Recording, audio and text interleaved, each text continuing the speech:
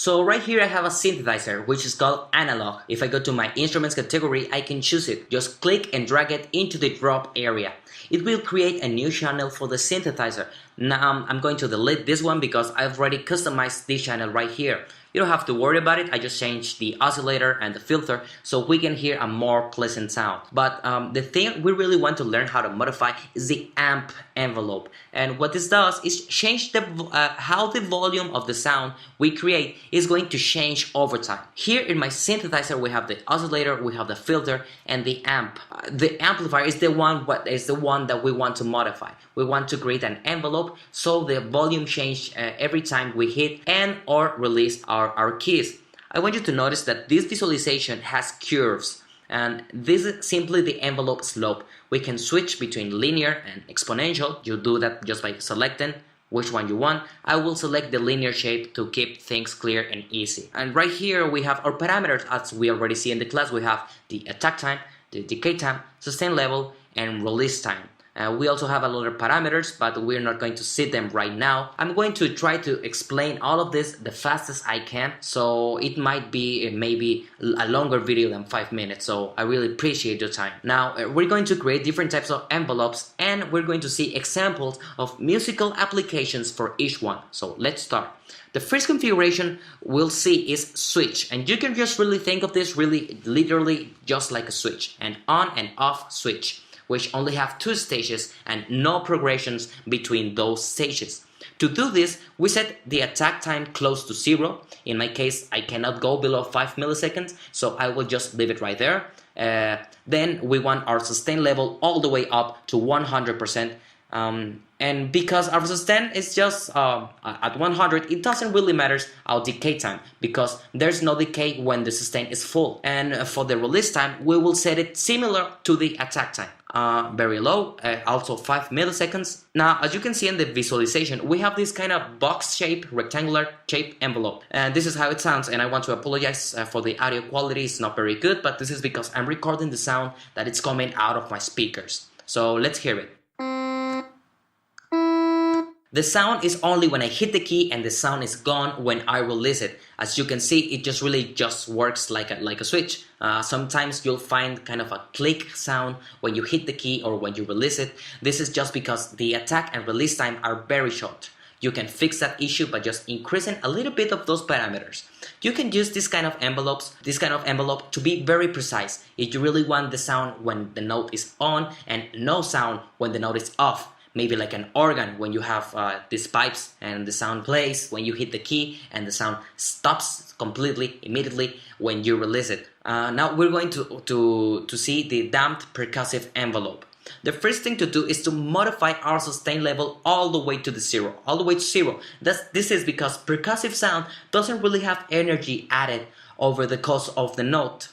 So when we have our sustain all the way to 0, now the decay time has an important role because now the decay time is going to tell us how long the sound is going to last. I will set my decay time around 1.5 seconds and see what happens. Let's hear it. Now we can hear how the sound gradually diminishes until it's gone because I'm holding the key until there's no sound. But what happens if I release the key before the sound is completely gone? Let's hear it. As we can hear, the note disappears almost immediately. This is because our release time is very, very low. This is damped percussive, so you can think of it like a piano. On a piano, when you play a key, the key starts and it decays away naturally. But if you release the key, the dampers inside the piano come and stop the note. Now, let's see another envelope. This is the percussive envelope, and right now in configuration we have the damped percussive envelope. Now, the percussive envelope is not far away from this. The only thing we need to do right now is to set the release time close to the decay time. And what this is going to do is that when we release the key, the sound will kind of follow the path that the decay time has followed in. Actually, let me show you with a visual example. So let me make the decay time and release time the same.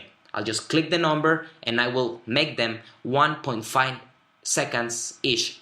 Now, Right here, we cannot see the release time because our sustain level is at 0. But watch when I increase the sustain level, as we can see, the decay time and the release time lines are pretty much the same inclination between them. So let's hear it. I will first drop my sustain level again to 0, and I'm going to play 3 times these envelopes. But I will release the key in different times. So for the first one, I'm just going to hold the key until there's no sound.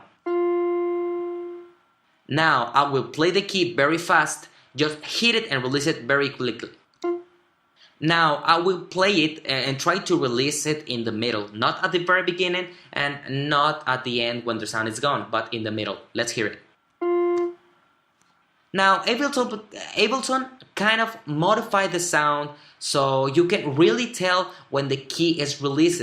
So you can hear the difference when I release the sound and when I hold it. But in other synthesizer, all these examples might sound pretty much the same thing. Maybe a more simple synth.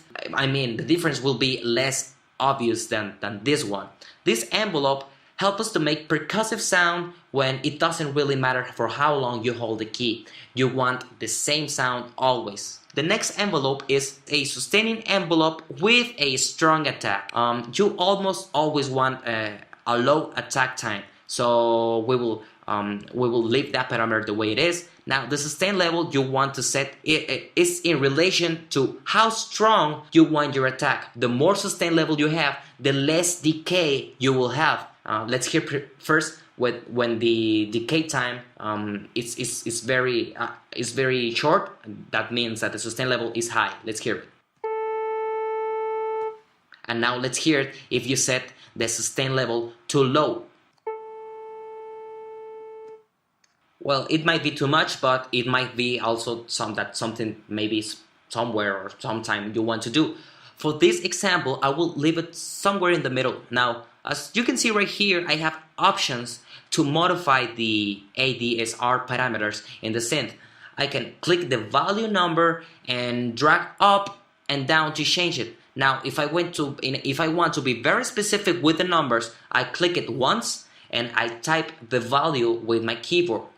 And I can change the envelope also by clicking and dragging the intersections between the parameters in the visualization. As we can see, as I move these spots, the value in the parameter change. So for this envelope, the sustaining envelope with strong attack, we make something like this.